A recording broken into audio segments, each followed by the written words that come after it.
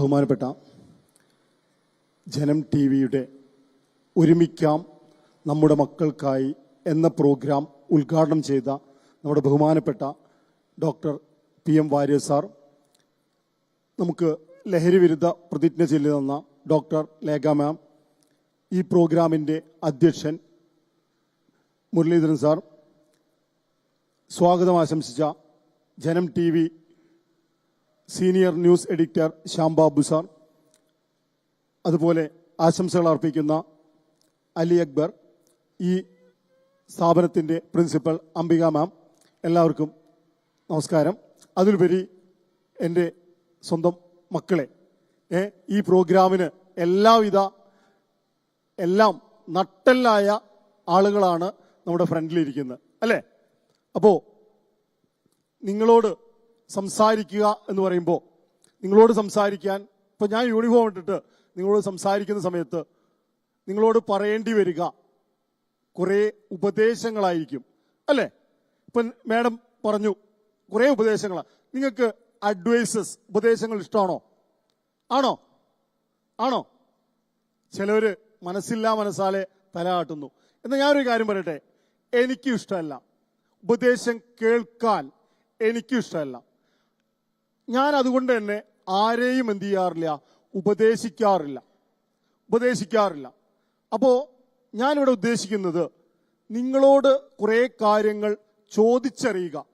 എന്നേക്കാൾ കൂടുതൽ അറിവും വിവരവുമുള്ള ന്യൂജൻസായ ടീമാണ് എവിടെ ഇരിക്കുന്നത്, എൻ്റെ മുന്നിലിരിക്കുന്നത്. അപ്പോൾ എന്നേക്കാൾ കൂടുതൽ അറിവുള്ള ടീമാണ്. ആ ടീമിനോട് ഒന്നും അങ്ങോട്ട് പറഞ്ഞു തരേണ്ടതില്ല. എല്ലാ കാര്യങ്ങളും നിങ്ങളോട് ചോദിച്ചറിയുക. ആ ഉദ്ദേശമാണുള്ളത്. ഞാൻ ലഹരിയെക്കുറിച്ച് ഒന്നും പറയാൻ ഞാൻ ഉദ്ദേശിക്കുന്നില്ല. ലഹരി വസ്തുക്കളെക്കുറിച്ച് ഒന്നും പറയാൻ ഉദ്ദേശിക്കുന്നില്ല. എനിക്കും ലഹരിയുണ്ട്. ഇപ്പോൾ അതിനെക്കുറിച്ച് തന്നെ സംസാരിക്കാം.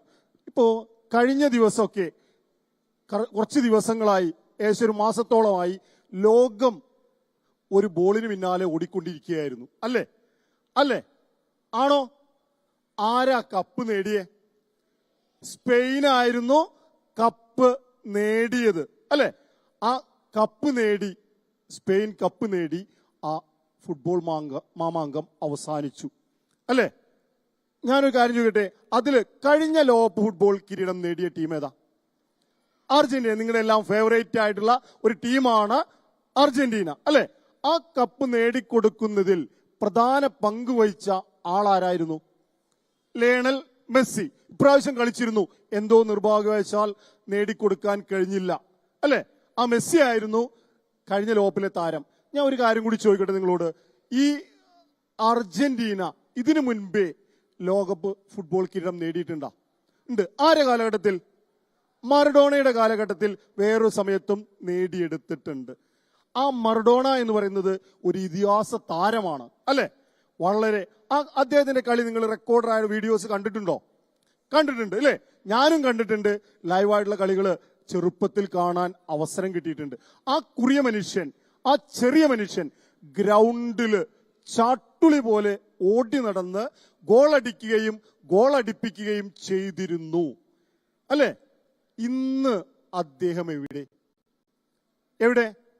എവിടെയുള്ള അദ്ദേഹം?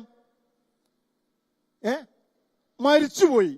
പ്രായമായിട്ട് അല്ലേ മരിച്ചത്? അല്ല. വല്ല ആക്സിഡന്റ് പറ്റിയിട്ടാണോ അദ്ദേഹം മരിച്ചത്? അല്ല. പിന്നെ എങ്ങനെയാ മരിച്ചു മക്കളെ? ഡ്രഗ്സിന് അഡിക്റ്റായി, അല്ലെ? ഡ്രഗ്സിന് അഡിക്റ്റായിട്ടാണ് അദ്ദേഹം മരിച്ചതെന്ന് നിങ്ങൾ തന്നെ പറഞ്ഞു. നമുക്ക് എന്തെങ്കിലും അസുഖം വന്നു കഴിഞ്ഞാൽ നമ്മൾ എവിടെയാ പോവാ? ഹോസ്പിറ്റലിൽ പോവും. അദ്ദേഹത്തിന് ഡ്രഗ്സ് കൊണ്ടുണ്ടായ ആ ഭവിഷ്യത്ത് മൂലം ഉണ്ടായ പ്രശ്നങ്ങൾ തരണം ചെയ്യാൻ അദ്ദേഹത്തിന് ഹോസ്പിറ്റലിൽ പോവാൻ സാമ്പത്തികമായി കഴിവില്ലാത്തൊരു വ്യക്തിയായിരുന്നോ? അല്ല. ലോകത്ത് അറിയപ്പെടുന്ന ഏറ്റവും ഉയർന്ന സ്ഥാനങ്ങളിൽ നിൽക്കുന്ന, സാമ്പത്തികമായി ഉയർന്നു നിൽക്കുന്ന ഒരു വ്യക്തിയായിരുന്നു ആര്? മറഡോണ. എന്നിട്ട് പോലും അദ്ദേഹത്തിന് രക്ഷപ്പെടാൻ കഴിഞ്ഞോ? ലോകത്ത് എവിടെ വേണമെങ്കിലും പോയി ഏറ്റവും സൂപ്പർ സ്പെഷ്യാലിറ്റി ഹോസ്പിറ്റലിൽ പോയി ചികിത്സിക്കാൻ കഴിവും പ്രാപ്തിയുള്ള വ്യക്തിയായിരുന്നു. എന്നിട്ട് പോലും അദ്ദേഹത്തിന്റെ ജീവൻ സംരക്ഷിക്കാൻ കഴിഞ്ഞോ? ഇല്ല. അതാണ് നമ്മൾ ചിന്തിക്കേണ്ടത്. അതാണ് നമ്മൾ ആലോചിക്കേണ്ടത്, ചിന്തിക്കേണ്ടത്, ഇത്രയും സാമ്പത്തികമായി കഴിവുള്ള ലോക പ്രശസ്തനായ ഒരു ഫുട്ബോൾ താരം ലഹരിക്ക് അഡിക്റ്റായി, അതുകൊണ്ടുണ്ടായ ഭവിഷ്യത്ത് മൂലം അദ്ദേഹം എന്ത് ചെയ്തു? മരിച്ചു. അപ്പൊ ആലോചിച്ച് നോക്കുക, നമ്മളൊക്കെ ഒരു തമാശയ്ക്ക് വേണ്ടി, ഒരു ആകാംക്ഷയ്ക്ക് വേണ്ടി, ഒരു രസത്തിന് വേണ്ടി, അല്ലെങ്കിൽ മറ്റുള്ളവരെ മുൻപിൽ ആളാകാൻ വേണ്ടി എന്തെങ്കിലും നമ്മൾ ഉപയോഗിച്ചാൽ അതുകൊണ്ടുണ്ടാവുന്ന പ്രശ്നം തരണം ചെയ്യാൻ നമുക്ക് പറ്റുമോ? നമ്മുടെ കയ്യിൽ സാമ്പത്തികമായിട്ടുണ്ടോ?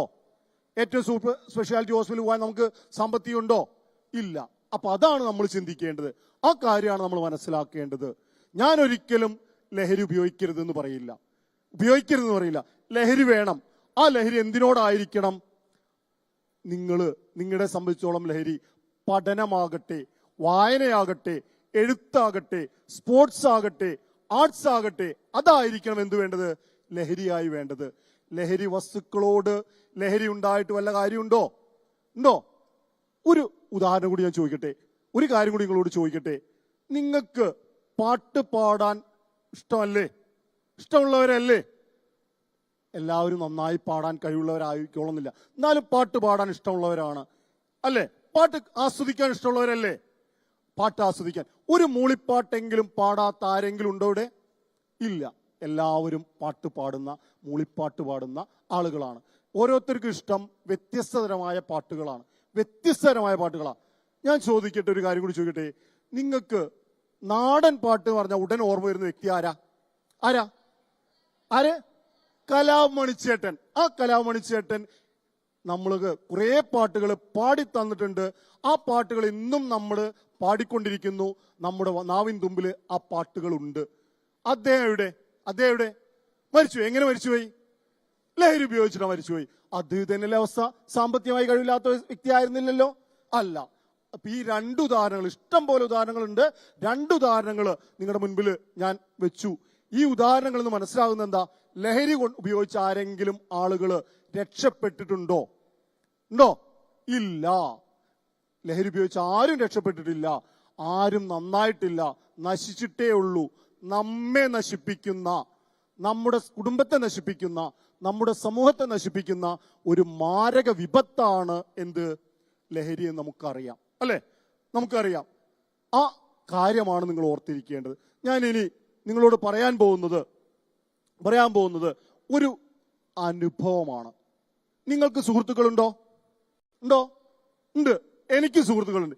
എന്റെ സുഹൃത്തിന്റെ സുഹൃത്ത്. അത് ആ സംഭവം പറഞ്ഞു കഴിഞ്ഞാൽ ചില കാര്യങ്ങൾ നിങ്ങളോട് ചോദിക്കും. നിങ്ങൾ അതിന് ആൻസർ പറയേണ്ടി വരും കേട്ടോ. അപ്പോ ആ സംഭവം കേൾക്കുക, നന്നായി ശ്രദ്ധിച്ച് കേൾക്കുക. ആ സുഹൃത്ത് എന്ന് പറയുന്നത് എന്റെയും സുഹൃത്താണ്. ആ സുഹൃത്ത് നല്ല ജോലിയുള്ള ഒരു വ്യക്തിയാണ്. സാമ്പത്തികമായി വളരെ ഉയർന്നു നിൽക്കുന്ന, മാസം 1 lakh and above സാലറി വാങ്ങുന്ന ഒരു വ്യക്തിയാണ്. 1 lakh and above സാലറി വാങ്ങുന്ന വ്യക്തി.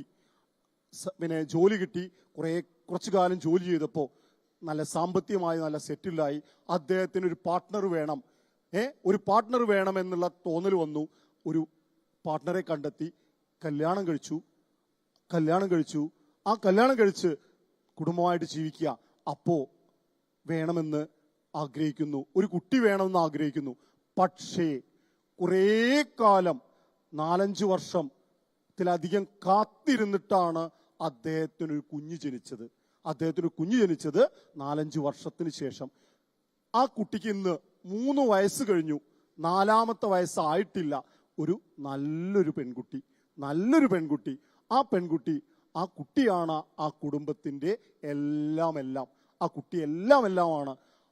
ഇദ്ദേഹം ഇപ്പൊ ഒരു ചെറിയൊരു പ്രശ്നത്തിൽ നേരിട്ടുകൊണ്ടിരിക്കുക. എന്താ പ്രശ്നം എന്നറിയോ? ഈ അവരുടെ പൊന്നോമനയായ, കണ്ണിലുണ്ണിയായ ആ കുട്ടി കരയുന്നു. വൈകുന്നേരം 7 മണി കഴിഞ്ഞാൽ ആ കുട്ടി അലറി വിളിച്ച് കരയുക. ഫസ്റ്റ് ദിവസം കരഞ്ഞപ്പോ അവര് മൊബൈൽ കാണിച്ചു കൊടുത്തു, സ്വീറ്റ്സ് വാങ്ങിക്കൊടുത്തു, വാഹനം എടുത്തിട്ട് യാത്ര ചെയ്തു. പക്ഷേ കുട്ടി കരച്ചിൽ നിർത്തുന്നില്ല. ആ കുട്ടി കരഞ്ഞുകൊണ്ടേയിരിക്കുന്നു. കരഞ്ഞ് അവസാനം രാത്രി 11 മണി 12 മണി ആയപ്പോ ക്ഷീണിച്ച് അവശനായി ആ കുട്ടി ഉറങ്ങി. പിറ്റേ ദിവസം ഇതന്നെ അവസ്ഥ. ആ അച്ഛനും അമ്മയും എന്താ ചെയ്യുക? കുട്ടി എന്ത് ചെയ്യും? ഡോക്ടറെ കാണിക്കും, ഹോസ്പിറ്റലിൽ കാണിക്കും. ആ ഒരു ഡോക്ടറെ അടുത്ത് കൊണ്ട് കാണിച്ചു.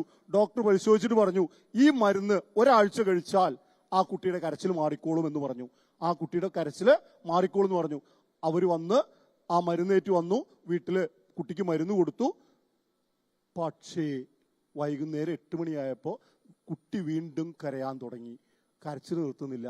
ഒരാഴ്ച പോയിട്ട് രണ്ടാമത്തെ ദിവസം, ഇനി ഒരു ദിവസം കൂടി ചിലപ്പോൾ മരുന്ന് കഴിച്ചാൽ മാറിയേക്കാം വിചാരിച്ചിട്ട് അടുത്ത ദിവസം മരുന്ന് കൊടുത്തു. പക്ഷേ വൈകുന്നേരം 8 മണിയാകുമ്പോൾ കുട്ടി കരയാൻ തുടങ്ങി. കുട്ടി ക്ഷീണിച്ച് അവശനായി കിടന്നുറങ്ങി. പിറ്റേ ദിവസം രാവിലെ ആയപ്പോൾ കുട്ടിക്ക് യാതൊരു പ്രശ്നവുമില്ല. വൈകുന്നേരം 6-7 മണിയാവുന്നവരെ ഒരു പ്രശ്നമില്ല. വൈകുന്നേരം 8 മണിയായി കഴിഞ്ഞാൽ കുട്ടി കരയാൻ തുടങ്ങുന്നു.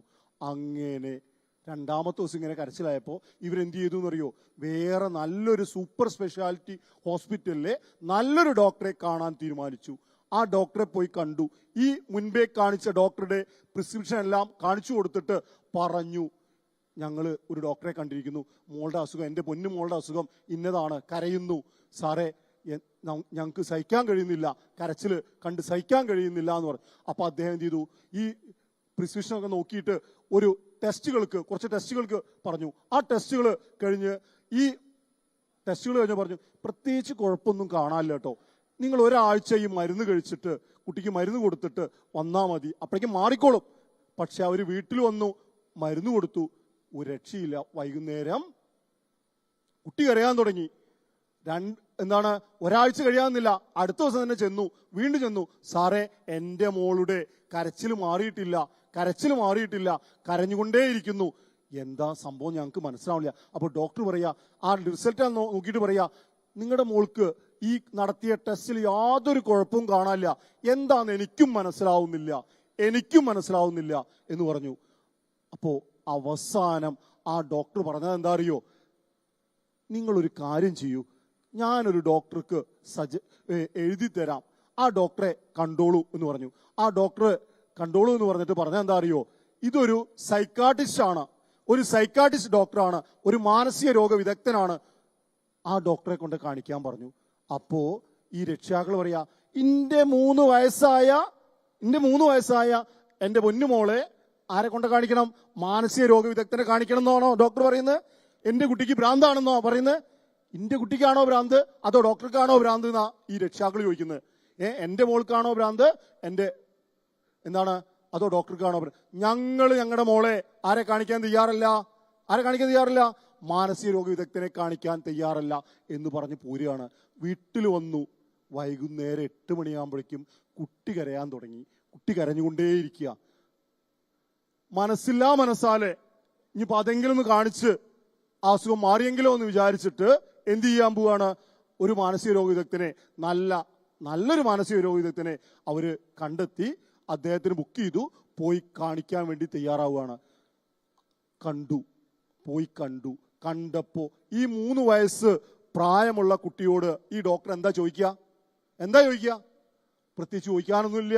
ആ ഡോക്ടർ എന്ത് ചെയ്തു? ആ കുട്ടിക്ക് കുറെ കളിപ്പാട്ടം എടുത്തു കൊടുത്തു, സ്വീറ്റ്സ് എടുത്തു കൊടുത്തു. ആ കുട്ടിയോട് കുറേ കളിച്ചു, ചിരിച്ചു. പിന്നെ അമ്മയോട് ചോദിച്ചു, എന്താ മോൾക്ക് കൊടുക്കാറ്, എപ്പോഴാ മോള് നീക്കാറ്, ആ കുട്ടിയുടെ എല്ലാ ദിനചര്യകളും ചോദിച്ചു മനസ്സിലാക്കി. അത് കഴിഞ്ഞ് അമ്മയോട് ചോദിച്ചു, അമ്മയുടെ കാര്യങ്ങൾ ചോദിച്ചു. അമ്മ പറഞ്ഞു, എല്ലാം പറഞ്ഞു കഴിഞ്ഞു. അത് കഴിഞ്ഞ് ആ കുട്ടിയുടെ അച്ഛനോട് സംസാരിച്ചു. അപ്പൊ അച്ഛൻ പറഞ്ഞു, സാറേ എൻ്റെ മോളുടെ കരച്ചിൽ എനിക്ക് സഹിക്കുന്നില്ല, ഞാൻ എവിടെ വേണമെങ്കിലും കൊണ്ടുപോയി ചികിത്സിക്കാൻ തയ്യാറാണ്, ഞാൻ ഇന്ന് സാമ്പത്തികമായി അത്യാവശ്യം കുഴപ്പമില്ലാത്ത അവസ്ഥയിലാണ്, എനിക്ക് നല്ല ജോലിയുണ്ട്, അതുകൊണ്ട് തന്നെ എവിടെ വേണമെങ്കിലും കൊണ്ടുപോയി ചികിത്സിക്കാൻ തയ്യാറാണ്. ചോദിച്ചു, എന്താ നിങ്ങൾക്ക് ജോലി? നല്ലൊരു ഓഫീസിലാണ് ജോലി. ആ ഓഫീസില് വൈകുന്നേരം വരെ ജോലിയുണ്ട്, നല്ല ശമ്പളമുണ്ട് സാറേ, എനിക്ക് നല്ല ശമ്പളമുണ്ട്. പക്ഷെ ഒരു കാര്യമുണ്ട് സാറേ, ആ ജോലി വൈകുന്നേരം ആകുമ്പോഴേക്കും ഒരു 5-6 മണിയാവും കഴിയാൻ. ആ കഴിയുമ്പോഴേക്കും എനിക്ക് ആകെ ടെൻഷനാ, എൻ്റെ തല വേദന തുടങ്ങും, തല പെരുത്തു തുടങ്ങും, ഭയങ്കര ടെൻഷനാ സാറേ, ഭയങ്കര ടെൻഷനാ. ഞാൻ വൈകുന്നേരം വീട്ടിലെത്തുമ്പോഴേക്കും 7 മണി കഴിയും. 7 മണി കഴിഞ്ഞാൽ ഞാൻ ഓടി ആ വീട്ടിലെത്തിക്കഴിഞ്ഞാൽ നേരെ ഓടിച്ചെല്ല ബാത്റൂമിൽ ഷവറിന്റെ ചുവട്ടിൽ കുറേ നേരം നിൽക്കും. എന്തിനു വേണ്ടി? തലവേദന മാറാൻ വേണ്ടി, ടെൻഷൻ മാറാൻ വേണ്ടി. എന്നിട്ട് അവിടുന്ന് ആ ഫ്രഷായി തിരിച്ചു വരുമ്പോഴേക്കും, ഹാളിലേക്ക് വരുമ്പോഴേക്കും എൻ്റെ പൊന്നുമോള് ഹാജരുണ്ടാവും. അവിടെ ആ മോളേറ്റ് കളിച്ചിരിക്കും, ചിരിക്കും, ആ മോളോട് തമാശ പറഞ്ഞിരിക്കും, അവളെ കളിപ്പിക്കും. അങ്ങനെ ഇരിക്കുന്ന സമയത്തും എൻ്റെ തലവേദന അപ്പോഴും മാറുന്നില്ല. അപ്പോഴേക്കും എൻ്റെ ഭാര്യ ഒരു കപ്പ് ചായയും 2 ഗ്ലാസുമായിട്ട് വരും. ഒരു കപ്പ് ചായയും 2 ഗ്ലാസ് വെള്ളവും 2 ഗ്ലാസുമായിട്ട് വരും. ആ 2 ഗ്ലാസ്സിൽ എനിക്ക് കൊണ്ടുവന്ന ചായ ഒന്ന് അല്പം ഒഴിച്ചിട്ട് ചൂടാക്കി എൻ്റെ മോൾക്ക് കൊടുക്കും. എന്നിട്ടാണ് ഞാൻ കുടിക്കുക. അപ്പോൾ ആ ചായ കുടിച്ചാൽ നിങ്ങളുടെ തലവേദന മാറുമോ? ഇല്ല സാറേ, അപ്പോഴും എൻ്റെ ടെൻഷൻ മാറിയിട്ടുണ്ടാവില്ല. അപ്പോൾ പിന്നെ ടെൻഷൻ മാറ്റാൻ എന്താ ചെയ്യാന്ന് ചോദിച്ചു. ഞാൻ ഇപ്പൊ ഒന്നും ചെയ്യാറില്ല സാറേ, മുൻപ് എന്തേ ചെയ്തിരുന്നു ചോദിച്ചു. ഇല്ല സാറേ, പ്രത്യേകിച്ച് ഒന്നുമില്ല. നിങ്ങളുടെ മോള് കരയാൻ തുടങ്ങിയിട്ട് എത്രയായി? ഏകദേശം സാറേ 3 ആഴ്ചയായി എൻ്റെ മോള് കരയാൻ തുടങ്ങിയിട്ട്. ഇതുവരെ മാറുന്നില്ല എന്ന് പറഞ്ഞു. അപ്പോ നിങ്ങൾ ടെൻഷൻ മാറ്റാൻ എന്താ ചെയ്യാറ്? മുൻപ് എന്തേ ചെയ്തിരുന്നു ചോദിച്ചു. അപ്പൊ സാറേ, ഞാൻ ആകെ ദിവസത്തിൽ 1 സിഗരറ്റ് ഞാൻ വലിക്കും വൈകുന്നേരം. എപ്പോഴാ വലിക്കാറ് സാറേ? വൈകുന്നേരം ഓഫീസ് വന്നു കഴിഞ്ഞാൽ 1 സിഗരറ്റ്. എവിടുന്നാ വലിക്കാറ്? ഞാൻ ചായ കുടിക്കുമ്പോഴാ വലിക്കാറ്. എവിടെ പോയിട്ട്? അവിടെ ഇരുന്നിട്ട് ഹാളിലിരുന്ന് ചായ കുടിക്കുമ്പോൾ വലിക്കും. അപ്പോ ആരുണ്ടാവും? എൻ്റെ മോള് ചായ ആറ്റി കൊടുക്കുന്നതോടൊപ്പം ഞാനിത് കത്തിച്ചു തുടങ്ങും. അപ്പൊ വലിക്കാൻ തുടങ്ങും. അങ്ങനെ സാറേ ഞാൻ വലിക്കാറ്. അപ്പൊ ചോദിച്ചു, ഇപ്പൊ നിങ്ങൾ വലിക്കാറുണ്ടോ ചോദിച്ചു. ഇല്ല സാറേ, ഞാൻ ഏകദേശം വലി നിർത്തിയിട്ട് 1 മാസമായി. എന്തേ കാരണം എന്ന് ചോദിച്ചു. അപ്പൊ പറയാണ്, സാറേ എനിക്കൊരു അസുഖം വന്ന് പിടിപെട്ടിട്ടുണ്ട്. ആ അസുഖം വന്ന് പിടിപെട്ടതിന്റെ ഫലമായി ഡോക്ടർ നിർദ്ദേശിച്ചു, എന്ത്, നീ വലിക്കാൻ പാടില്ല, വലിച്ചു കഴിഞ്ഞാൽ പ്രശ്നമാണ് എന്ന് പറഞ്ഞു. ആ വലി അതുകൊണ്ട് നിർത്തിയിരിക്കുക സാറേ. നിങ്ങളുടെ മോള് കരയാൻ തുടങ്ങിയിട്ട് ഏകദേശം എത്രയായി? ഏകദേശം 3 ആഴ്ചയായി. നിങ്ങൾ വലി നിർത്തിയിട്ട് എത്രയായി? 1 മാസമാകാറായി. നിങ്ങളുടെ മോള് കരയാൻ തുടങ്ങിയിട്ട് എത്രയായി? 3 ആഴ്ച കഴിഞ്ഞു. എനിക്ക് അസുഖം മനസ്സിലായി. നിങ്ങൾക്ക് മനസ്സിലായോ? എന്താ അസുഖം? ഈ കുട്ടിയുടെ അച്ഛൻ എന്ത് ചെയ്യാണ്? ചായ കുടിക്കുന്നതോടൊപ്പം 1 സിഗരറ്റ് വലിക്കുന്നു. ആ സിഗരറ്റ് വലിക്കുമ്പോ ആ വലിച്ചു വിടുന്ന പുക ആരും കൂടി ശ്വസിക്കാനിട വരികയാണ്. ആ പിഞ്ചു കുഞ്ഞ് ശ്വസിക്കാനിട വരിക. പാസീവ് സ്മോക്കിംഗ് അല്ലെ? ഒരാൾ വലിച്ചു വിട്ട പുക ആ കുട്ടി ശ്വസിക്കുന്നു. എല്ലാ ദിവസവും ഇത് വൈകുന്നേരം കിട്ടുന്നുണ്ട് അല്ലെ? ആ കുട്ടി അതിനെന്ത് ചെയ്തിരിക്കുന്നു? അഡിക്റ്റ് ആയിരിക്കുന്നു. ആ അഡിക്റ്റ് ആയതിന്റെ ഫലമായി ആ കുട്ടി ആ സമയത്തേക്ക് ഓടി വരുന്നു. ഇപ്പൊ എന്താ സംഭവം? അച്ഛൻ എന്ത് ചെയ്യുന്നില്ല? ആ അസുഖം വന്നതിന്റെ ഫലമായി എന്ത് ചെയ്യുന്നില്ല? വലിക്കുന്നുണ്ടോ? ഇല്ല. കുട്ടിക്ക് എന്ത് കിട്ടണം? ആ സമയമാകുമ്പോൾ 7 മണി കഴിയുമ്പോഴേക്കും ആ സാധനം കിട്ടിയേ തീരൂ. അപ്പോ ആ പുക കിട്ടണം. ആ പുക കിട്ടാത്തതിന്റെ അസ്വസ്ഥതകളാണ് ആ കുട്ടി എന്ത് ചെയ്യാൻ കാരണം? കരയാൻ കാരണം. ഇപ്പൊ മനസ്സിലായോ? അപ്പോ നമ്മുടെ വീട്ടില് മറ്റാരെങ്കിലും പുകവലിക്കുന്നുണ്ടെങ്കിൽ അത് ശ്വസിക്കാനിട വന്നു കഴിഞ്ഞാൽ നമ്മളെ കൂടി ബാധിക്കും. നമ്മൾ ഉപയോഗിക്കുന്ന പല വസ്തുക്കളും നമ്മളെ മാത്രമല്ല, നമ്മുടെ ഭാവിയിൽ നമുക്കുണ്ടാകുന്ന കുഞ്ഞുങ്ങളിൽ പോലും എന്തുണ്ടാക്കും? പ്രശ്നങ്ങൾ ഉണ്ടാക്കും. നമ്മൾ മനസ്സിലാക്കേണ്ട ഒരു വസ്തുതയാണ്. അത് ചെയ്യണോ ചെയ്യേണ്ടതെന്ന് ആരാ തീരുമാനിക്കേണ്ടത്? അല്ലെ? നമ്മളാ തീരുമാനിക്കേണ്ടത്. ഞാൻ പറയില്ല വലിക്കണമെന്നോ വലിക്കണ്ടെന്നോ ഞാൻ പറയില്ല. കാരണം എന്താ? എന്നെ ബാധിക്കുവോ? ആരെ ബാധിക്കുക? ആ വലിക്കുന്നവരല്ലേ ബാധിക്കുക. അപ്പൊ അതാ ചിന്തിക്കേണ്ടത്. ആ കാര്യമാണ് നമ്മൾ ഇനി ഒരു കാര്യം കൂടി ചോദിക്കട്ടെ. നിങ്ങൾ രാവിലെ സ്കൂളിലേക്ക് വന്നു അല്ലെ? നിങ്ങൾ രാവിലെ വരുന്ന സമയത്ത് നിങ്ങൾ കണ്ണാടി നോക്കിയാ? എന്തിനാ കണ്ണാടി നോക്കിയേ?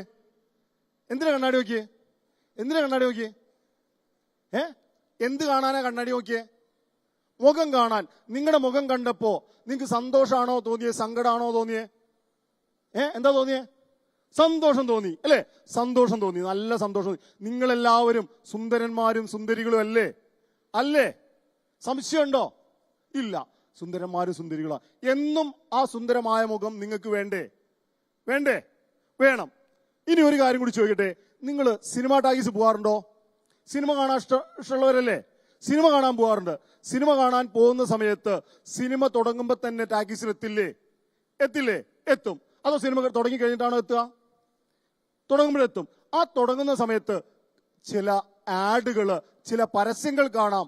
ആ പരസ്യം എന്താ? പരസ്യം മാൻഡേറ്ററി ആയിട്ട് അവിടെ പ്രദർശിപ്പിക്കുന്ന പരസ്യം എന്താ? ടുബാക്കോ കോസസ് ക്യാൻസർ, പുകവലി ആരോഗ്യത്തിന് ഹാനികരം എന്ന പരസ്യ വാചകം ഇങ്ങനെ കാണാം. അതിന്റെ ഒപ്പം ചില ആളുകളുടെ മുഖവും കാണാം, അല്ലെ? ആ മുഖം കണ്ടപ്പോ നിങ്ങളുടെ മുഖം കണ്ണാടി നോക്കിയ സന്തോഷം നിങ്ങൾക്ക് ഉണ്ടായോ? ഇല്ല. എന്താ കാരണം? അവിടെ കാണുന്ന മുഖം എങ്ങനെയുള്ളതാ? ചില ആളുകളുടെ മുഖം ഇവിടെ പഴുത്ത് വ്രണമായി, കണ്ടാൽ അറയ്ക്കുന്ന തരത്തിലുള്ള മുഖമാണ് അവിടെ കാണുന്നത്, അല്ലെ? ആ മുഖം കണ്ടാൽ നിങ്ങൾക്ക് സന്തോഷം തോന്നുമോ? ഇല്ല. ചില ആളുകള് കാണാം, ചില സാധനങ്ങളൊക്കെ ഇവിടെ ഇങ്ങനെ തിരികെ വെച്ചിട്ട് ഇരിക്കുന്ന കാണാം. അത് കുറച്ചു കാലം കഴിഞ്ഞാൽ അവിടെ പഴുത്ത് വ്രണമായി, ചിലപ്പോ ഇവിടുന്ന് കട്ട് ചെയ്ത് ഇവിടെ മാംസമില്ലാത്ത അവസ്ഥ, അസ്ഥി മാത്രം കാണുന്ന അവസ്ഥ. അത് കണ്ടാൽ നിങ്ങൾക്ക് സന്തോഷം ഉണ്ടാവുമോ? ഇല്ല. അപ്പോ നിങ്ങളുടെ മുഖം എന്നെന്നും സന്തോഷത്തോടെ നിങ്ങൾക്ക് കാണണമെങ്കിൽ എങ്ങനെ ഇരിക്കണം? ഭംഗിയായിരിക്കണ്ടേ? അങ്ങനത്തെ മുഖമായി മാറാൻ പാടുണ്ടോ? ആ മുഖമായി മാറാൻ കാരണം അങ്ങനെയുള്ള വസ്തുക്കൾ ഉപയോഗിക്കുന്നതുകൊണ്ടല്ലേ, അല്ലേ? അപ്പോ ആ മുഖം എന്നും അങ്ങനെയായി നിൽക്കണമെങ്കിൽ, നല്ലപോലെ ഭംഗിയായിട്ട് നിൽക്കണമെങ്കിൽ എന്താ ചെയ്യേണ്ടത്? ഇത് വേണോ വേണ്ടെന്ന് ആരാ തീരുമാനിക്കേണ്ടത്? ഞാനാണോ? ഇവിടുത്തെ പ്രിൻസിപ്പൾ ആണോ? ഈ ഒരുക്കിയ ജനം ടിവിയുടെ ആളുകളാണോ? അല്ല. ആര് തീരുമാനിക്കണം? നമ്മളാ തീരുമാനിക്കേണ്ടത്. നമ്മൾ തീരുമാനിച്ചേ തീരൂ. ഞാൻ എന്നും എന്റെ മുഖം സന്തോഷത്തോടെ കാണണം. അതിന് എന്റെ മുഖം എല്ലാം ഭംഗിയുള്ളതായിരിക്കണം. ആ ഭംഗിയുള്ളതായിരിക്കാൻ, നല്ല രീതിയിലാവാൻ നമ്മൾ എന്തുപയോഗിക്കണം, എന്ത് ചെയ്യണം? ഇനി ഇവിടെ നിങ്ങൾ എന്തിനാ വന്നേ? ഈ പരിപാടിക്ക് വേണ്ടിയിട്ട്, അല്ലെ? ഈ സ്കൂളിലേക്ക് എന്തിനാ വന്നേ? പഠിക്കാൻ. എന്തുദ്ദേശത്തോടെ പഠിക്കാൻ വന്നേ? എന്തിനാ പഠിക്കണേ?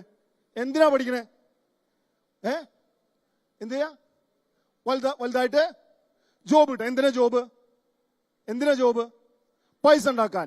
എന്തിനാ പൈസ? ജീവിക്കാൻ പൈസ വേണം, അല്ലെ? നല്ല രീതിയിൽ ജീവിക്കാൻ പൈസ വേണം. അപ്പോ പൈസ വേണമെന്ന് പറഞ്ഞു.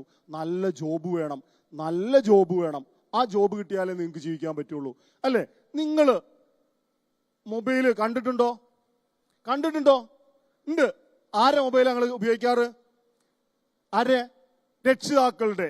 ആ രക്ഷിതാക്കളുടെ മൊബൈല്, ഇന്നുള്ള മൊബൈല് ഒരു ബാങ്കാണെന്ന് പറഞ്ഞാൽ നിങ്ങൾ സമ്മതിക്കുവോ? ബാങ്കാണെന്ന് പറഞ്ഞാൽ സമ്മതിക്കുവോ? ആണോ? എന്താ കാരണം? അതിലെന്തുണ്ട്? ഇൻഫർമേഷൻ ഉണ്ടെന്നാ. ഒരു ബാങ്കിങ് ഓപ്ഷൻസ് ഉണ്ട്. എന്തൊക്കെയാ? ഗൂഗിൾ പേ, പേടിഎം, അങ്ങനെ കുറെ സാധനങ്ങളുണ്ട്, ഇല്ലേ? കുറെ സാധനങ്ങളുണ്ട്. ഓക്കെ, സമ്മതിച്ചു. അതിന്റെ പിൻ നമ്പർ നിങ്ങൾക്ക് അറിയോ? ആ ജിപേയുടെ പിൻ നമ്പർ നിങ്ങൾക്ക് അറിയോ? ഇല്ല. എല്ലാ സ്ഥലത്ത് പോയാലും കുട്ടികൾ പറയാൻ തരുമോ? ഞങ്ങൾക്ക് അറിയാം സാറേ, ആ പിൻ നമ്പർ ഞങ്ങൾക്ക് അറിയാം. അതാ നിങ്ങളുടെ രക്ഷിതാക്കൾ അറിയാതെ നിങ്ങൾ ഉപയോഗിച്ചിട്ടുണ്ടോ? ഇല്ല. സമ്മതിച്ചു. ആ മൊബൈല് ഉപയോഗിക്കുന്നത് അനിയന്ത്രിതമായി ഉപയോഗിക്കുമ്പോൾ വല്ല പ്രശ്നമുണ്ടോ?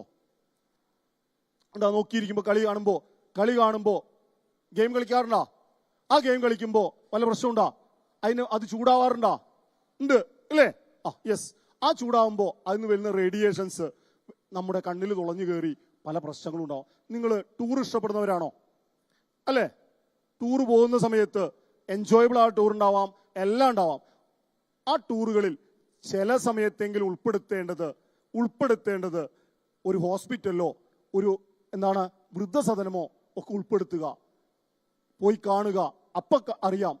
പറ്റുമെങ്കിൽ തിരുവനന്തപുരം RCCയില് കുട്ടികളുടെ വാർഡുണ്ട്. ആ വാർഡൊന്ന് പോയി നോക്കുക. അവിടെ വാർഡിൽ പോയി നോക്കിക്കഴിഞ്ഞാൽ എന്ത് കാണാം? അവിടെ കുറെ കുട്ടികളുടെ കരച്ചിൽ കാണാം, കേൾക്കാം.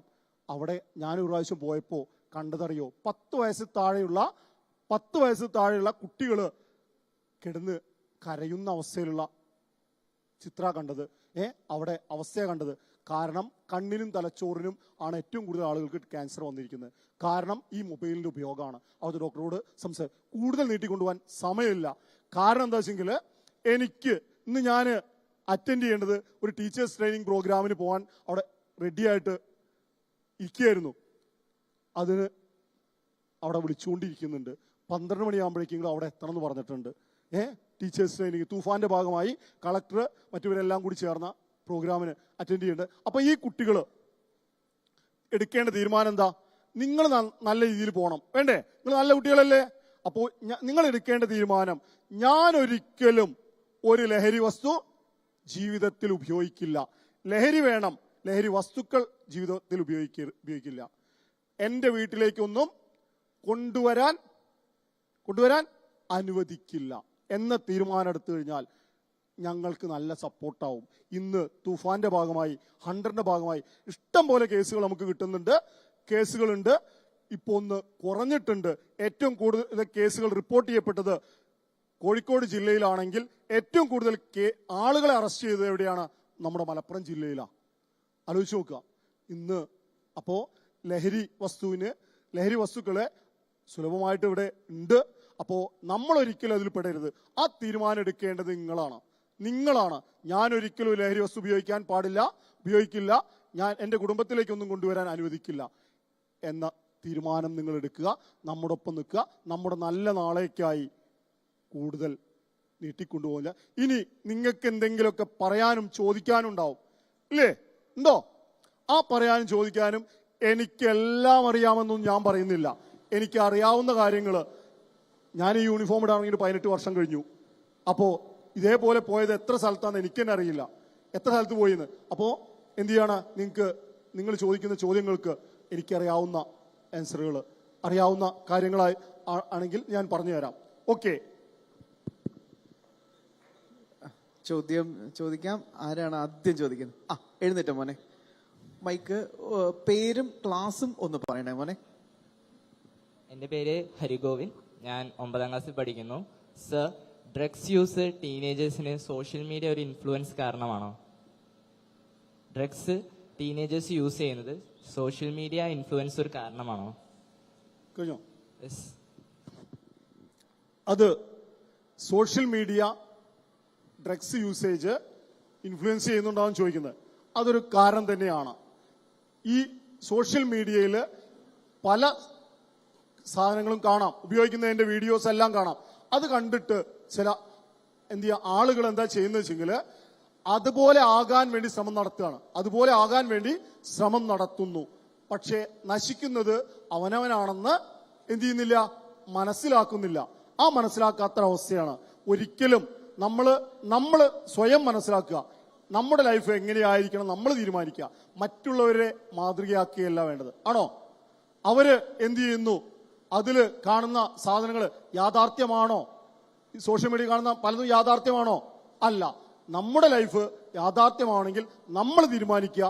നമ്മുടെ ലൈഫ് നല്ല രീതിയിലാവണമെങ്കിൽ നമ്മൾ നല്ല സാധനങ്ങൾ ഉപയോഗിക്കുക. നമ്മുടെ ആരോഗ്യമാണ് നമ്മുടെ സമ്പത്ത്, അല്ലേ? സമ്പത്തുണ്ടായിട്ട് കാര്യമുണ്ടോ? ഇല്ല. ആരോഗ്യമുണ്ടെങ്കിൽ എത്ര വേണമെങ്കിലും സമ്പത്തുണ്ടാക്കാം. നമ്മുടെ ജീവിതമാണ് ഏറ്റവും വലുത് എന്ന് മനസ്സിലാക്കി ഒരിക്കലും മറ്റുള്ളവരെ അനുകരിക്കേണ്ട കാര്യമില്ല. Thank you. അടുത്ത ചോദ്യം മോനെ. എഴുന്നേറ്റോ. പേര്, ക്ലാസ്.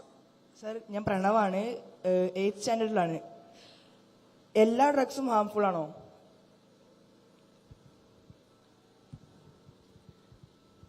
ഡ്രഗ്സ് എല്ലാം ഹാർംഫുൾ ആണോ? നമുക്ക് വീണ്ടും ഉപയോഗിക്കണമെന്ന് തോന്നുന്ന പല വസ്തുക്കളും ഭാവിയിൽ നമുക്ക് ദോഷമേ ഉണ്ടാക്കൂ. ആ തരത്തിലുള്ള ഡ്രഗ്സ് ഇപ്പൊ നിങ്ങൾ ഏതുതരം, ഞാൻ ഡ്രഗ്സിന്റെ പേരൊന്നും നിങ്ങളുടെ മുന്നിൽ അവതരിപ്പിക്കുന്നില്ല, കാരണമുണ്ട്. ഒരിക്കലും നമുക്ക് കിട്ടിയ നിർദ്ദേശം എന്താ വെച്ചെങ്കിൽ കുട്ടികളുടെ മുന്നിൽ പുതുതായി ഒരു വസ്തുവിന്റെ പേര് പറഞ്ഞു കൊടുക്കേണ്ടതില്ല. പറഞ്ഞു കൊടുത്താൽ അത് അപകടമാണ്. അപകടം എന്താ വെച്ചെങ്കിൽ അത് എന്ത് ചെയ്യും? ഇന്ന് ഗൂഗിളിൽ സെർച്ച് ചെയ്യും. അപ്പൊ അതിന്റെ പോസിറ്റീവ് സൈഡും നെഗറ്റീവ് സൈഡും കിട്ടും. ആ കിട്ടിക്കഴിഞ്ഞാൽ അത് പരീക്ഷിക്കാനുള്ള ശ്രമം നടത്തും. അപ്പോൾ ഒരിക്കലും അത് പറയാൻ പാടില്ല. അപ്പോൾ ഡ്രഗ്സുകൾ, ഇന്ന് സമൂഹത്തിൽ നിലനിൽക്കുന്ന ഡ്രഗ്സുകളെല്ലാം അപകടകരം തന്നെയാണ്. നമുക്ക് അത്യാവശ്യം ഉപയോഗിക്കേണ്ട മെഡിസിൻ പർപ്പസിന് ഉപയോഗിക്കുന്ന വസ്തുക്കളുണ്ട്. അത് ഡോക്ടറുടെ നിർദ്ദേശപ്രകാരം നമ്മുടെ ആവശ്യങ്ങൾക്ക് ഉപയോഗിക്കുന്നതാണ്. നമ്മൾ സ്വയം ഉപയോഗപ്പെടുത്തുന്ന ഡ്രഗ്സുകളെല്ലാം നമ്മുടെ ശരീരത്തിന്, മനസ്സിന് അപകടകരമാണ്. യെസ്. അടുത്ത ചോദ്യം. പേരും ക്ലാസ്സും പറയണേ മോളെ. എൻ്റെ പേര് ശിവാനി, ഞാൻ 8ാം ക്ലാസ്സിലാണ് പഠിക്കുന്നത്. ഡ്രഗ് അബ്യൂസിൽ നിന്ന് ആസ് എ സ്റ്റുഡൻസ് എന്ന രീതിയിൽ ഞങ്ങൾക്ക് സ്വീകരിക്കാൻ പറ്റുന്ന ചില ഹെൽത്തി ഹാബിറ്റ്സ് ഏതൊക്കെയാണ് സർ?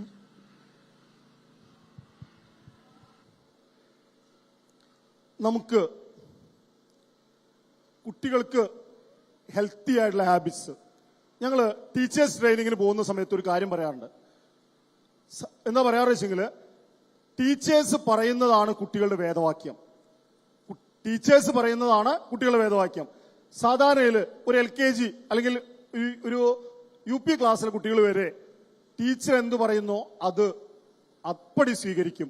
നമ്മുടെ വീട്ടിൽ ആ കുട്ടികൾ വന്നിട്ട് എന്തെങ്കിലും ഡൗട്ട്സ് ചേച്ചിമാരോട് അവിടെയുള്ള ആളുകളോട് ചോദിക്കുമ്പോൾ, ഉദാഹരണത്തിന് എ എന്ന ഒരു അക്ഷരം എങ്ങനെ എഴുതാന്ന് ചോദിച്ചു കഴിഞ്ഞാൽ ആ ചേച്ചി അല്ലെങ്കിൽ വീട്ടിലെ പിന്നെന്താണ് അമ്മ അല്ലെങ്കിൽ എഡ്യൂക്കേറ്റഡ് ഒരാള് എഴുതി കൊടുത്ത് വളരെ ഭംഗിയായിട്ട് എഴുതി കൊടുത്തു കഴിഞ്ഞാൽ ആ കുട്ടി എന്താ പറയാ അറിയോ?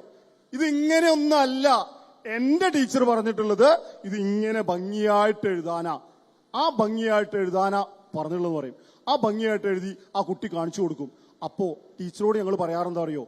ടീച്ചേഴ്സിനോട് പറയാറ്, ടീച്ചേഴ്സ് അവസാന 10 മിനിറ്റ് കുട്ടികളോട് ഏറ്റവും കൂടുതൽ അടുത്ത് ഇടപഴകി അവരോട് ചില കാര്യങ്ങൾ പറയണം. അതില് ചിലൊരു കാര്യം എന്താ വെച്ചെങ്കിൽ, ടീച്ചർ നാളെ കുട്ടികളോട് പറയണം, നിങ്ങളുടെ വീട്ടിൽ വിരിഞ്ഞ പൂക്കൾ എണ്ണി വരാൻ പറയണം. നിങ്ങളുടെ വീട്ടില് വിരിഞ്ഞ പൂക്കൾ രാവിലെ എണ്ണി വരിക എന്ന് പറഞ്ഞു. ടീച്ചർ രാവിലെ അത് ഓരോ കുട്ടികളോടും ചോദിക്കുകയാണ്. ഓരോ കുട്ടികളോടും ചോദിച്ചു. ഒരു കുട്ടി പറഞ്ഞു 2, ഒരു കുട്ടി പറഞ്ഞു 5, ചില കുട്ടികൾ 10 എന്ന് പറഞ്ഞു. പിറ്റേ ദിവസം അതേപോലെ ചോദിക്കുക. ആ 2 എന്ന് പറഞ്ഞ കുട്ടി പിറ്റേ ദിവസം എന്ത് ചെയ്യാനാ ശ്രമിക്കുക? ഒന്ന് കൂട്ടാൻ ശ്രമിക്കും, ഒന്ന് കൂട്ടാൻ വേണ്ടി ശ്രമിക്കും. അപ്പോ കൂട്ടുക എന്ന് പറഞ്ഞാൽ വെറുതെ കൂട്ടി പറയാണോ ചെയ്യുക? അല്ല. ആ കുഞ്ഞു കുട്ടി എന്താ ചെയ്യുക ഒരു ചെടിയെങ്കിലും, ഒരു 10 മണി ചെടിയെങ്കിലും, ഒരു 8 മണി ചെടിയെങ്കിലും നുള്ളി അപ്പുറത്ത് കൊണ്ടുവയ്ക്കും. ആ കൊണ്ടുവച്ചു കഴിഞ്ഞാൽ അതിൽ എന്തുണ്ടാവും? പൂക്കളുണ്ടാവും. ഇവിടെ ആ കുട്ടി പൂക്കൾ എണ്ണാൻ പോകുന്ന സമയത്ത് ബെഡിൽ ഇരുന്നിട്ടാണോ പൂക്കൾ എണ്ണ? അല്ല. സിറ്റ് ഔട്ടിൽ നിന്നിട്ടാണോ പൂക്കൾ എണ്ണ? അല്ല. ആ ചെടികളുടെ ഇടയിൽ ഓടി നടക്കും. ആ ഓടി നടക്കുന്ന സമയത്ത് ആ കുട്ടികൾ നല്ലൊരു ഹെൽത്തി ആയിട്ടുള്ള അവസ്ഥയിലെത്തുക. കുട്ടികൾ ഓടാൻ പറഞ്ഞ ഓടുവോ? ഇല്ല. ആ പൂക്കൾ എണ്ണാണ്. ആ പൂക്കൾ എണ്ണുമ്പോൾ ശുദ്ധമായ വായു ശ്വസിക്കുന്നു, നല്ല എക്സസൈസ് ചെയ്യുന്നു. ഈ പ്രവൃത്തി ടീച്ചർ 6 മാസം ചെയ്യുകയാണെങ്കിൽ ആ കുട്ടികളെ വീട്ടിൽ എന്തായിട്ടുണ്ടാവും? എന്തായി മാറിയിട്ടുണ്ടാവും? നല്ലൊരു പൂന്തോട്ടമായി മാറിയിട്ടുണ്ടാവും. ആ കുട്ടികൾ നല്ല ഹെൽത്തി അവസ്ഥയിൽ എത്തിയിട്ടുണ്ടാവും. എന്താണ്? എല്ലാ ദിവസവും പൂക്കളുടെ ഇടയിൽ പോകുന്നു, ശുദ്ധമായ വായു ശ്വസിക്കുന്നു, നന്നായി അവിടെ ഓടുന്നു, ചെടികളുമായും മണ്ണുമായും ആ കുട്ടി സൗഹൃദം പ്രാപിക്കുന്നു, നല്ല ഹെൽത്തി ആയിട്ട് മാറണം. ഇങ്ങനെയുള്ള കാര്യങ്ങളാണ് കുട്ടികളോട് ചെയ്യേണ്ടത്. അല്ല ഡ്രഗ്സിന്റെ ഉപയോഗത്തെക്കുറിച്ചോ അതിന്റെ ദോഷവശങ്ങളെ കുറിച്ചോ അല്ല. Yes, next. പേര്, ക്ലാസ്, മോളെ. സർ, എൻ്റെ പേര് ദീപ്ത. ഞാൻ 7th പഠിക്കുന്നത്. ഈ ഡ്രഗ് അബ്യൂസിൽ നിന്ന് വിമുക്തരായ ആൾക്കാരെ നമുക്ക് എങ്ങനെ സപ്പോർട്ട് ചെയ്യാൻ സാധിക്കും? ഈ ഡ്രഗ്സ് ഉപയോഗിക്കുക എന്ന് പറഞ്ഞു കഴിഞ്ഞാൽ അതുമായിട്ടുള്ള ബന്ധപ്പെട്ട് ഒരു അസുഖമാണ്. അതിനെ ട്രീറ്റ്മെന്റ് നടത്തിയിട്ട് അവരെ അതിൽ നിന്ന് മോചിപ്പിച്ചെടുക്കുക. അവരൊരിക്കലും മാറ്റി നിർത്തേണ്ടവരല്ല. സമൂഹം ചേർത്ത് പിടിച്ചു കഴിഞ്ഞാൽ അവരെന്ത് ചെയ്യും?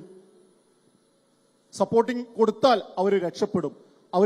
ഇഷ്ടം പോലെ ആളുകളെ നമ്മൾ ഇതേപോലെ സപ്പോർട്ടിങ് കൊടുത്തിട്ട് അവരിന്ന് നല്ല രീതിയിൽ വർക്ക് ചെയ്യുന്ന ആളുകളടക്കമുണ്ട്.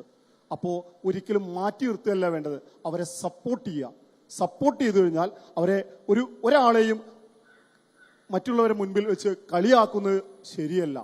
അവൻ എന്താണ് ഇന്ന ഡ്രഗ്സ് ഉപയോഗിക്കുന്ന ആളാന്ന് വെച്ച് കളിയാക്കുകയല്ല വേണ്ടത്. അവന്റെ ഒരവസ്ഥയിൽ ഉപയോഗിക്കപ്പെട്ടു, ആ അവസ്ഥ നമ്മൾ മനസ്സിലാക്കി അവനെ ചേർത്ത് നിർത്താൻ വേണ്ടി ശ്രമിക്കുക. ചേർത്ത് സപ്പോർട്ട് ചെയ്തു കഴിഞ്ഞാൽ ആ രക്ഷപ്പെടും. യെസ്. എൻ്റെ പേര് ആരാധ്യ, 8th പഠിക്കുന്നു.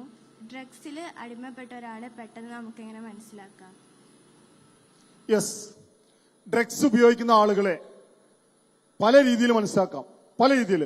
അവരെ കണ്ണിൽ നിന്ന്, കണ്ണ് എന്ന് പറയുന്ന ഡ്രഗ്സ് ഉപയോഗിക്കുന്ന ആളുകളുടെ കണ്ണ് പഴയ അവസ്ഥയിലൊക്കെ കണ്ണ് ചുവന്നിരിക്കുന്ന പറയാം, ഇന്ന് ചുവന്നിരിക്കാറില്ല. അതിന് ഞാൻ അവിടെ പറയുന്നില്ല എന്തുകൊണ്ടാണ് ചുവന്നിരിക്കാത്തതെന്ന്. അതിന് പല സാധനങ്ങളിൽ ചേർക്കും. പിന്നൊരു കാര്യം എന്താ വെച്ചെങ്കിൽ ആ ഡ്രഗ്സ് ഉപയോഗിക്കുന്ന ആളുടെ കണ്ണ് എങ്ങനെ തിരിച്ചറിയുക? വളരെ ഡ്രൈ ആയിരിക്കും. നിങ്ങളുടെ കണ്ണ് കണ്ണാടിയിൽ നോക്കുമ്പോൾ അല്ലെങ്കിൽ നിങ്ങളുടെ കണ്ണ് അടുത്തൊരാൾ നോക്കുമ്പോൾ നല്ല തിളക്കമുള്ള കണ്ണുകളായിരിക്കും. ഡ്രഗ്സ് ഉപയോഗിക്കുന്ന ആളുകളെ കണ്ണ് ഒരിക്കലും തിളക്കമില്ലാത്ത ഡ്രൈ ആയിട്ടുള്ള അവസ്ഥയിലായിരിക്കും. നിങ്ങളുടെ കണ്ണുകളൊക്കെ വെള്ളത്തിൽ കിടക്കുന്ന നല്ല ഗ്ലേസിംഗ് ആയുള്ള കണ്ണുകളായിരിക്കും. ഇവരുടെ കണ്ണുകൾ ഡ്രൈ ആയിരിക്കും. അതേപോലെ അവരുടെ ചുണ്ടുകള്, പല്ലുകള്, പിന്നെ പ്രത്യേകിച്ച് ഈ നഖം ഉണ്ടല്ലോ, നിങ്ങളുടെ നഖം നോക്കിയേ, നല്ല ക്ലീൻ ആയിട്ടുള്ള നഖല്ലേ?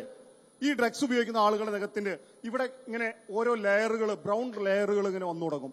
ബ്രൗൺ ലെയറുകൾ വന്നു തുടങ്ങാൻ ഡ്രഗ്സ് ഉപയോഗിച്ച ആ സാധനം അവസാനം അടിയുന്നത് ഈ ഏറ്റവും നേർത്ത ഞരമ്പുകളിലാണ്. അതിന്റെ ഫലമായി ഇവിടെ ഇങ്ങനെ ലെയറുകൾ, നഖത്തിന്റെ മുകളിൽ ബ്രൗൺ ഷെയ്ഡുകൾ വന്നു തുടങ്ങും. ഇങ്ങനെ പല കേസിലും നമുക്ക് തിരിച്ചറിയാം.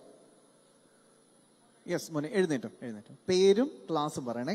സാർ, ഞാൻ പാർത്ഥിവാണ്. 7th സ്റ്റാൻഡേർഡിലാണ് പഠിക്കുന്നത്.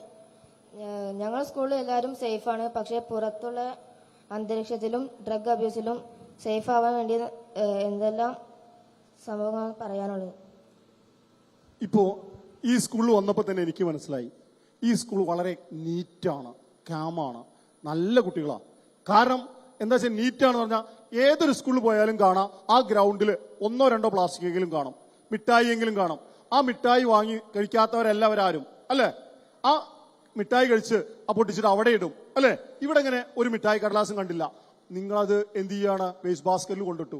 അതേപോലെ ഇവിടെ ഇരിക്കുന്ന എല്ലാവരും നല്ല കുട്ടികളാണ്. പുറത്തേക്ക് ഇറങ്ങിക്കഴിഞ്ഞാൽ നിങ്ങളെ മാടി വിളിക്കാൻ പലരും നല്ലതെന്ന് പറഞ്ഞ് മിഠായി അടക്കം അല്ലെങ്കിൽ പല സാധനങ്ങളും തരും. അത് പരിചയമില്ലാത്ത ഒരാളുടെ കയ്യിൽ നിന്നും ഒരു സാധനവും വാങ്ങി കഴിക്കരുത്. ഞാൻ തിരൂര് വർക്ക് ചെയ്യുന്ന സമയത്ത് ഒരു കുട്ടി ഇതേപോലെ ഒരു മിഠായി വാങ്ങി കഴിച്ചതാ.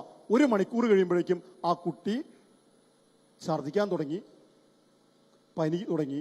ആ കുട്ടി ഇന്നും പഴയ അവസ്ഥയിലേക്ക് തിരിച്ചെത്തിയിട്ടില്ല. അപ്പോ നമ്മുടെ രക്ഷിതാക്കളോട് പറയാ, എന്തു വേണമെങ്കിലും അവരോട് പറയാ, അപരിചിതമായ ഒരാളെന്നും ഒന്നും വാങ്ങരുത്, കഴിക്കരുത്.